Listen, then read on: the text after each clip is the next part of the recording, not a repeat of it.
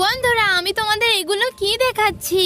তো হ্যালো বন্ধুরা, এগুলো ছিল ছোট ছোট দুটো চারো, আর দেখো এই একটা বড় চারো তৈরি করা হচ্ছে, এখনো কমপ্লিট করা হয়নি।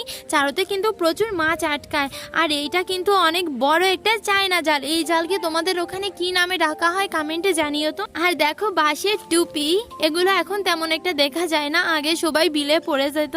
এর ভিতরেই দেখি বিল থেকে চারো চেয়ে দাদা কিছু মাছ নিয়ে আসছে।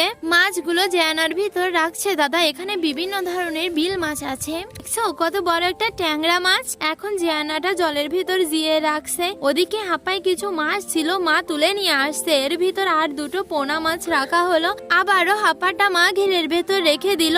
আর এই হাপাটায় কিছু জিওল মাছ ছিল, মাছগুলো কি অবস্থায় আছে তাই দেখছে দাদা।